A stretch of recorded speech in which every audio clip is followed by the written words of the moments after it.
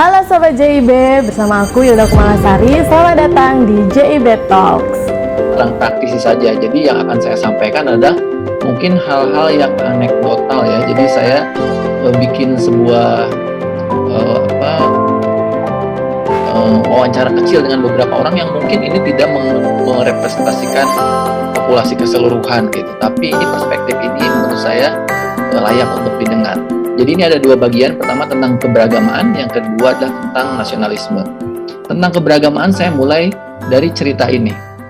Ini adalah rekan saya, sekarang bekerja di Peace Generation, tetapi dia mengalami sebuah hidup yang cukup berat, yaitu dia mengalami suatu masa di mana dia tidak percaya lagi pada agama, gitu. Dan saya sudah minta izin kepada beliau untuk boleh hidupnya, bagaimana dia kecewa dengan pendidikan yang dia dapatkan dari lingkungannya. Dan dia mengatakan bahwa sekolah dan agama mengajarkan kekerasan dan citra orang tua tidak merepresentasikan betapa lembutnya Tuhan gitu. Sehingga dia kecewa dengan agama gitu, kemudian bahkan pernah skip beberapa tahun tidak beribadah, tidak sholat gitu. Dan sekarang dia dia menjadi seorang konselor sekarang, dan ternyata begitu banyak orang-orang yang datang yang mengalami hal yang sama. Dan saya pernah bertemu juga dengan seorang yang akhirnya menjadi seorang ateis karena melihat betapa sosok orang tuanya, sosok pendidiknya itu betapa tidak membuat kita menjadi cinta pada Tuhan, gitu. Nah, saya satu demi satu makin banyak menemukan orang yang merasa menjadi benci pada Tuhan dan jauh dari agama justru karena pola dari pendidikan dari orang tua yang tidak menggambarkan itu.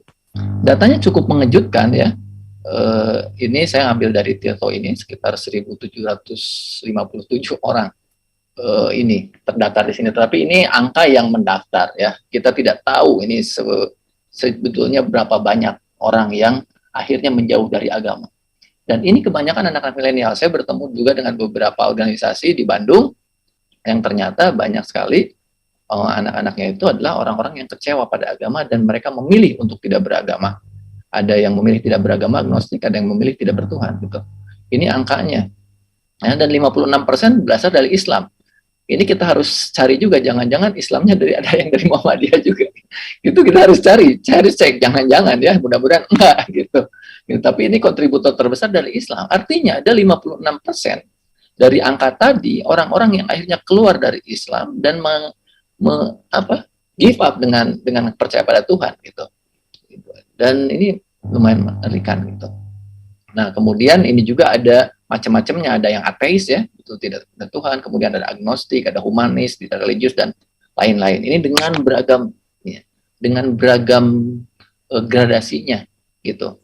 Ini menurut saya menjadi sebuah tamparan buat kita orang-orang yang beragama dan menginginkan generasi berikutnya beragama, tetapi mentransmisikan ajaran-ajaran agama yang justru membuat anak-anak sebaliknya, anak-anak muda sebaliknya menjadi tidak simpati terhadap agama. Gitu. Nah, kalau banyak survei mengatakan bahwa anak-anak muda banyak belajar agama dari YouTube, dari sosial media, tapi survei dari Alfara ini masih membuktikan bahwa 77% dari berbagai generasi dengan beragam prosentasenya dari 70 sampai 87% ternyata masih mendapatkan informasi keagamaan dari lingkungan rumah. Ini menurut saya menarik, ya, karena kita asumsinya kebanyakan dari online. Tetapi yang sumber informasi ini kebanyakan ternyata masih rumah. Jadi rumah untuk orang Indonesia masih menjadi suatu sumber ya, pusat gravitasi. Beda dengan di Barat, di mana rumah bukan pusat gravitasi lagi. Kemudian ajaran-ajaran agama ini juga sumbernya orang tua. Ketika orang tua menyampaikannya dengan penuh nilai-nilai welas asih gitu, maka anak-anaknya akan menangkap sifat-sifat welas asih Allah. Tapi sebaliknya tadi yang cerita Nenden tadi, dia justru melihat bahwa agama begitu tidak mencerminkan nilai-nilai kelembutan gitu. Nah, baru YouTube nomor 4. Jadi ini yang menurut saya adalah tetap sebuah kesempatan buat kita nih di keluarga besar Muhammadiyah, apalagi ada gerakan dakwah jamaah, memperkuat keluarga ya, untuk sebetulnya anak-anak muda milenial yang dianggap YouTube dan Google adalah sumbernya, tapi ternyata keluarga dan rumah masih memiliki peran yang besar. Nah, di survei UNICEF terakhir 2 tahun lalu apa setahun lalu ini ternyata 3 dari 4 anak itu mengalami kekerasan, ya, violent disiplin. Mungkin juga termasuk bagaimana mengajarkan agama kepada anak-anak, gitu. Nah, jadi ini yang membuat anak-anak apakah mereka menjadi dekat atau enggak. Nah, makanya saya menulis sebuah buku judulnya Disiplin Positif, 7 Prinsip Disiplin Welas Asih Tanpa Hukuman. Nah, ini bagaimana menyampaikan nilai-nilai Islam dalam strategi pendidikan dengan pendekatan yang mungkin ini lebih sesuai dengan anak-anak sekarang, yang kita juga sudah lebih aware tentang bahaya kekerasan. Nah, tetapi kita punya problematika dalam keberagamaan ini. Mungkin generasi X ya, atau kita juga mungkin mengalami juga bagaimana kita masih kebingungan memahami ajaran-ajaran agama yang disinyalir masih mentolerir kekerasan. Misalnya hadis ini problematik sekali ya. Muru auladakum bisolati wahum abna sab'a sinin. Jadi ajarilah sholat itu umur 7 tahun, kalau 10 tahun enggak ini dipukul gitu. Nah, ini kita menjelaskannya bagaimana, dan ini sering dijustifikasi oleh orang tua, oleh pendidik sebagai cara bahwa kekerasan boleh digunakan dalam mendidik gitu. Tetapi kalau kita lihat sebetulnya, kalau kita pahami hadis ini kita harus membuat penafsiran yang menurut saya lebih kontekstual. Ya, apakah betul message dari hadis ini adalah memukul? Kalau menurut saya message-nya bukan memukul, message-nya itu adalah training yang cukup panjang. Anggap saja di hadis itu 7 sampai 10 tahun, itu 3 tahun, 7, 8, 9, 10, 4 tahun bahkan. Ini anggap saja 7 sampai 10 tahun, 3 tahun ya. Itu 3 tahun kali 300 hari, anggap aja 365 hari, itu 1 tahun 300 hari aja. Kemudian 5 kali sholat.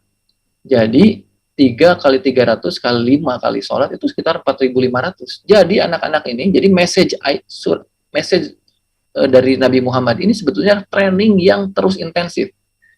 Kalau ternyata udah 3 tahun, 300 kali, 5 kali sholat itu training yang nggak lolos gitu, ini yang salah pasti bukan anaknya, ini pasti pendidiknya. Masa sih 4.500 kali training masih nggak sholat gitu ya. Jadi usia 10 tahun itu seharusnya sih udah sholat gitu. Nah, ini cara berpikir mentransmisi bagaimana pesan-pesan Nabi yang disinyalir itu mentolerir kekerasan, ternyata kalau kita lihat, kita terjemahkan menjadi cukup berbeda. Nah, itu yang pertama. Kemudian itu ekstrim yang pertama ya, cerita tentang Nenden tadi itu. Nah, kemudian jadi saya hanya akan bercerita tentang beberapa sosok yang saya kenal aja nih.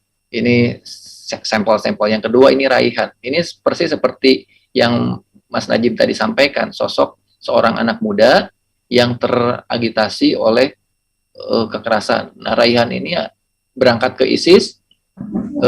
Ketika saya ngobrol, kenapa tertarik sama ISIS? Ya dulu ikut pengajian, kemudian dengan keluarga, dan dia dengan 26 anggota keluarga lainnya pergi ke ISIS. Salah satu hadis yang dia ingat adalah bahwa jika panggilan jihad datang, maka pergilah walaupun dengan merangkak di atas salju, di atas es gitu. Itu dia ingat. Nah, waktu itu ISIS lagi booming ya, mengalami banyak kemenangan, akhirnya mereka pergi ke sana. Dan bersama beberapa sepupunya yang anak muda juga. Jadi anak muda ini di satu tadi ekstrim yang tadi menjadi agnostik ya, kemudian di sisi lain menjadi radikal ini. Gitu. Dan kalau kita lihat tadi Mbak Dia juga udah menyampaikan satu temuannya, surveinya, itu ternyata anak-anak muda itu 1 dari 3 anak muda itu setuju bahwa jihad itu adalah perang, kemudian jihad itu adalah membunuh diri juga, itu 1 dari 4 anak itu menyetujui itu adalah jihad. Ini pemahaman-pemahaman yang ternyata dianut oleh sejumlah anak muda gitu. Jadi ini sesuatu yang kita tidak bisa menutup mata untuk lihat ini. Tapi mari kita lihat, jangan salahkan mereka. Sebetulnya dari mana mereka dapat ini gitu. Ya, ini mungkin ya betul dari sosial media. Ini dari survei terakhir dari PPIM dan Merit, itu memang sosial media masih dikuasai oleh dominasi pemaknaan yang literalis. Jadi konservatisme itu masih juara di online ini. Kemudian Kalau kita lihat ternyata menurut survei juga yang paling banyak dicari anak-anak muda itu tentang fikih dan muamalah. Dan menariknya yang ketiga adalah tarikh, sejarah. Dan kalau kita lihat narasi-narasi radikal itu kalau nggak masalah fikih, mereka biasanya menggunakan narasi historis, narasi sejarah. Nah, misalnya nih, narasi jihad gitu ya. Narasi jihad itu selalu digaung-gaungkan sebagai narasi yang berbau kekerasan. Tapi mari kita lihat, sebetulnya kalau saja kita memberikan pemahaman yang lebih kritis, yang lebih perspektifnya yang lebih luas gitu kepada anak-anak muda, mungkin kita bisa menyajikan dengan cara yang berbeda. Misalnya nih jihad nih, saya ini tidak mendapatkan penjelasan ini ketika waktu muda gitu, tapi ketika lihat gitu ya, ternyata jihad ini dalam Al-Quran misalnya disebutkan 41 kali dan hanya seperempatnya yang ngomongin jihad fisik, sisanya jihad hawa nafs gitu. Kebanyakan tentang perjuangan nafs, jihadun nafs gitu. Kemudian Nabi juga, tapi kan Nabi juga perang gitu. Ya ketika saya ngobrol dengan anak-anak yang memang mau pergi ke ISIS, saya mendampingi beberapa anak yang tertarik untuk pergi ke sana, alhamdulillah nggak jadi, walaupun ada sudah temannya ke sana. Itu biasanya narasi-narasi ini. Nabi juga kan perang. Nabi perangnya 27 kali loh. Gitu. Nah, tapi mari kita lihat lebih dekat. Dari 27 perang itu, 15 diantaranya berakhir tanpa kontak senjata sebetulnya. Gitu. Jadi ini konsep kita juga harus mendapatkan gambaran jelas dan penjelasan yang cukup rasional untuk menjelaskan semua ini. Itu 15 diantaranya berakhir tanpa senjata. Dan kalau kita lihat alasan-alasannya, Honda, Suwaik itu tentang mempertahankan diri. Kemudian Khaybar, Bani Nadir itu tentang pengkhianatan. Kemudian ada Bani Lihyan, perang itu pembunuhan diplomat. Jadi alasan-alasannya itu kalau ditakar dengan hukum internasional, ini alasan-alasan yang masuk akal gitu. Nah kemudian itu pun banyak sekali menekankan ayat perang, ayat di Al-Quran itu banyak ayat perang, tetapi banyak sekali malah tentang etika perang dan untuk menghentikan kezaliman, bukan perangnya. Kemudian dan semangat perang itu adalah untuk menghentikan kezaliman, dan kalau orang sudah kezaliman dihentikan, itu harus dihentikan. Jadi melihat perspektif ini menurut saya anak-anak muda harus diajak untuk melihat secara kritis ayat-ayatnya lebih lengkap, karena kalau tidak mereka malah mencomot-comot gitu. Kemudian perang juga tentang larangan di luar batas gitu. Itu perang hanya dilakukan ketika ada yang boleh dilakukan ketika tidak ada lagi cara damai. Jadi banyak sekali perspektif-perspektif.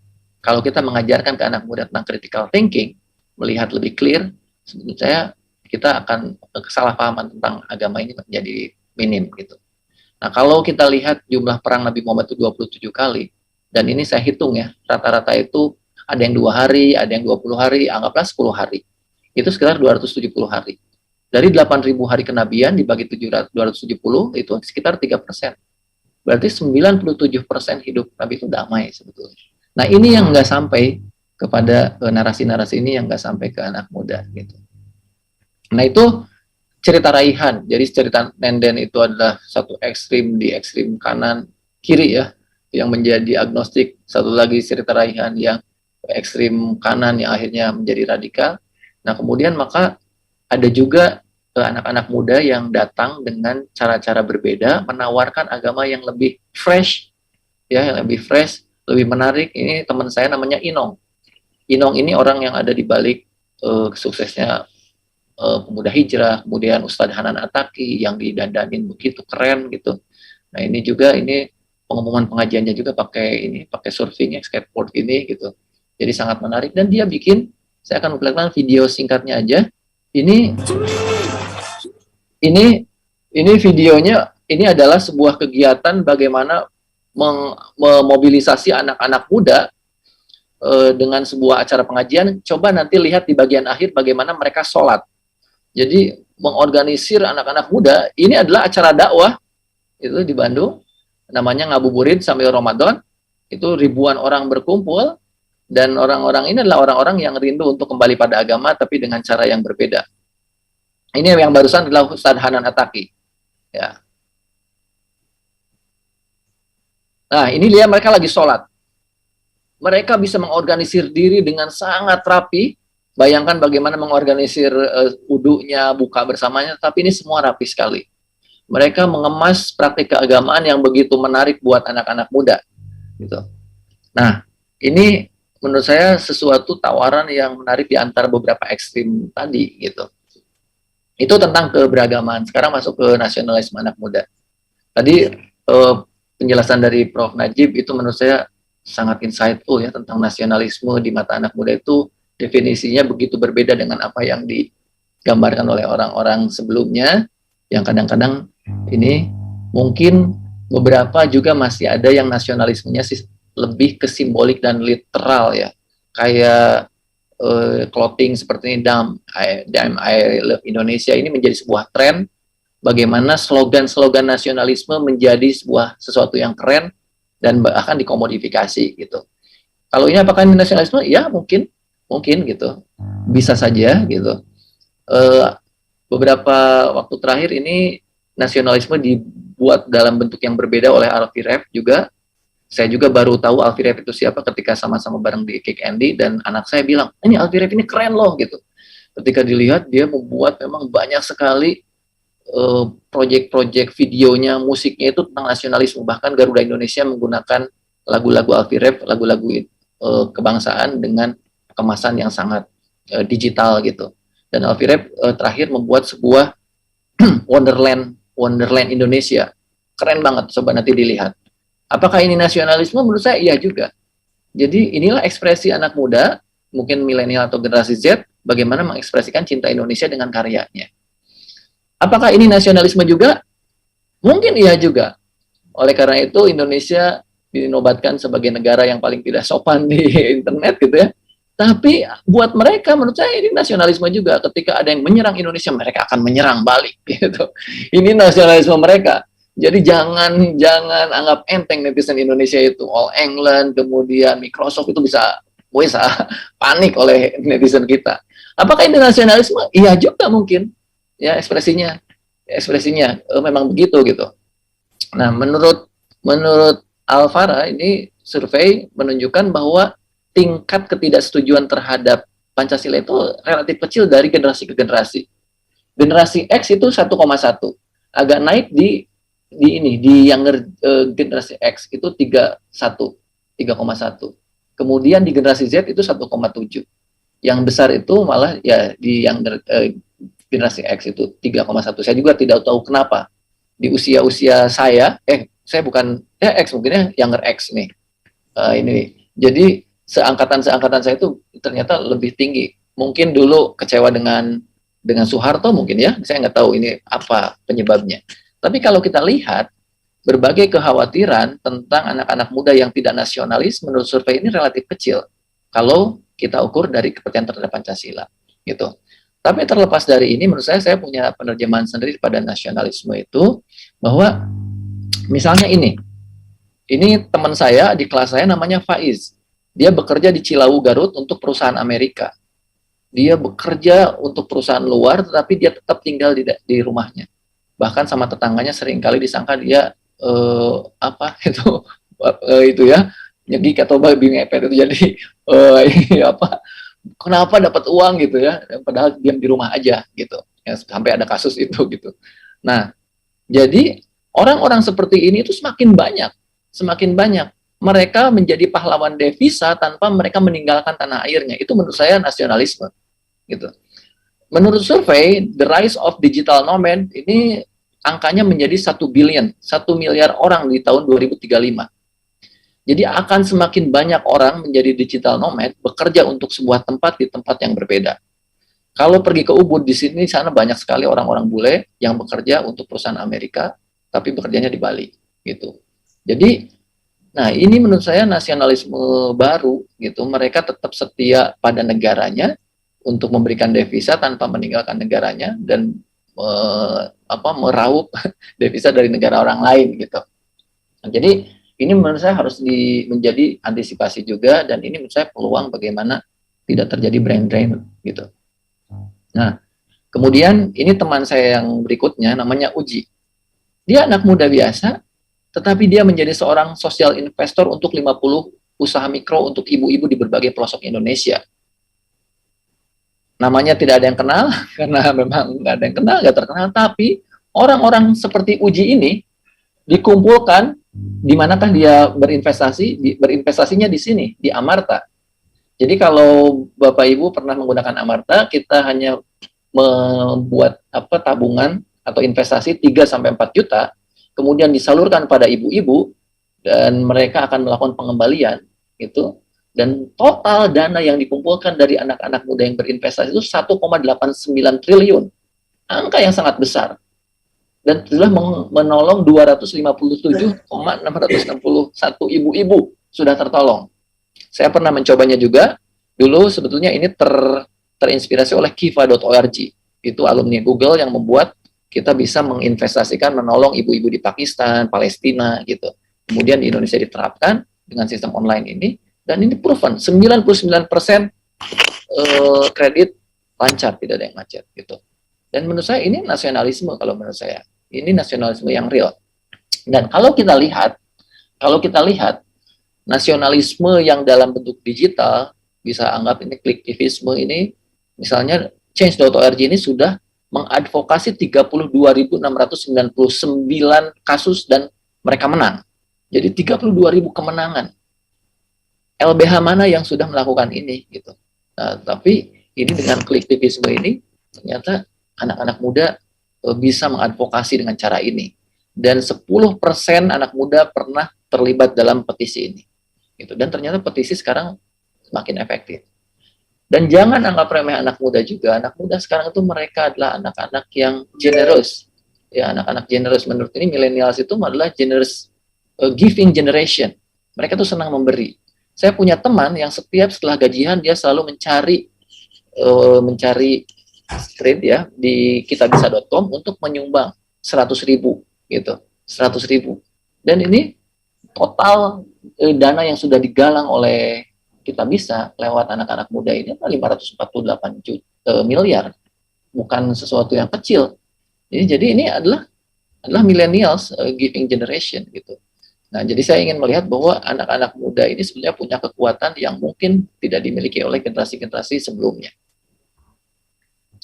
Nah, saya juga menerjemahkan nasionalisme sebagai itu gitu. Untuk berkarya ini adalah kantor kami Peace Generation. Kami menjadi wahana untuk anak-anak muda berkarir dan berkarya untuk pendidikan perdamaian, membuat bekerja itu menjadi sebuah bukan hanya bekerja tapi berkarya gitu.